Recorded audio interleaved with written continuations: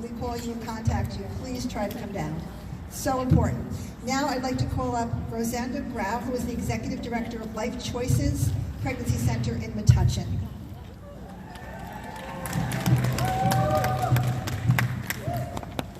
Thank you, Marie. At the moment of conception, a new and unique individual is formed, and just 21 days later, their heart begins to beat. At 8 weeks, every one of their organs is present, and at 20 weeks in utero, they can begin to feel pain. And these are just a few of the miraculous and the magnificent milestones that occur in the journey of every human person. This is science, and these are facts, supported in part by the tremendous insight of ultrasound. The veil of the womb has been lifted, and there is no mystery as to who or what is inside. It is a human person, sacred and created in the image of God. Through my work at Life Choices in Metuchen, I've had the privilege of chaperoning many ultrasounds from as early as 6 weeks all the way up into the second trimester. And though every single ultrasound was awe-inspiring, for me, many were gut-wrenching and painful, because I knew that the life of that particular child was in danger of being aborted, and there were no laws to protect it. Not one. Yes, even in the second and third trimester, even after viability, for any reason or no reason at all. This is the law of New Jersey. Some will hear my remarks and will sense only words of judgment, insisting that I have no heart for a mother in distress or for a woman who is truly unprepared to carry a child. That protecting that child means hating her mother, as if it was impossible to love them both, or that we somehow had to choose between them. They couldn't be more wrong. I understand how those mothers feel, because I've been there. I've done that.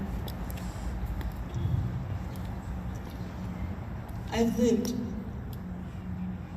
through the fear and secrecy of an unplanned pregnancy, along with the distress, shame, and regret that accompany a decision to abort. I've done it twice.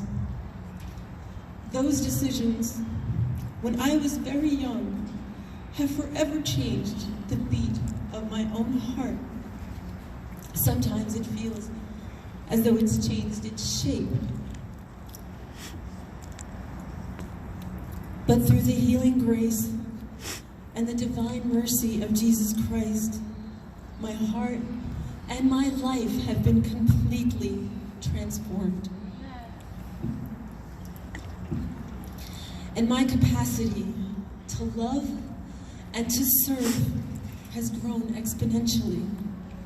And today, I have the privilege of extending that love to women in crisis pregnancies through my work at Life Choices, a pregnancy health center where women are honored, served, cared for, and empowered without judgment and without cost. When I was young, I did not know that my baby's heart started beating at 21 days, or that at 12 weeks she was perfectly formed, only needing time to develop and grow.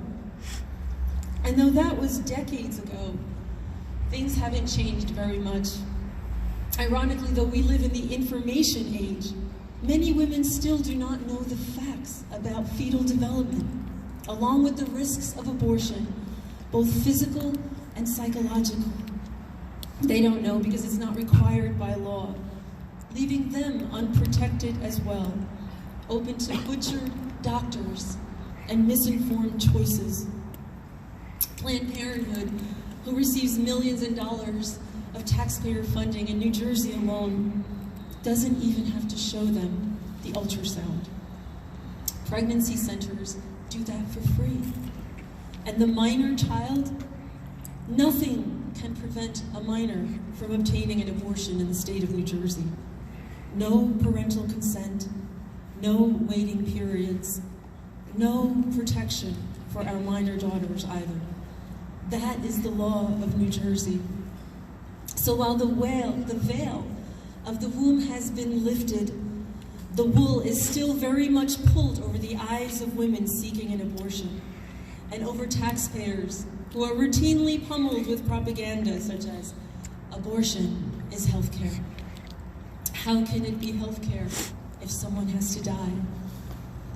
And though I did not protect the lives of my children, the laws of this nation should have.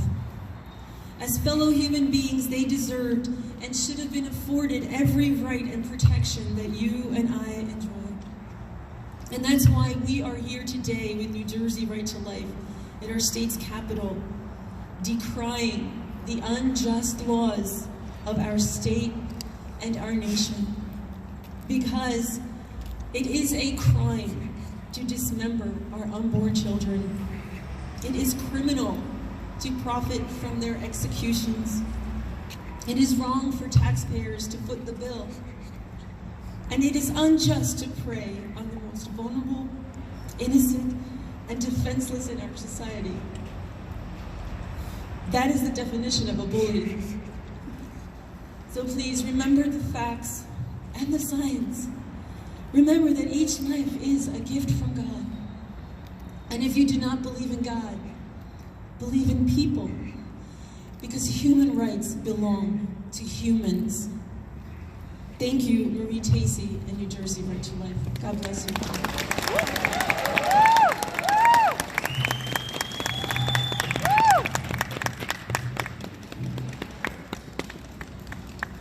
Now I'd like to call up Jeremy Whaley, who is the coordinator for Students for Life at the College of New Jersey.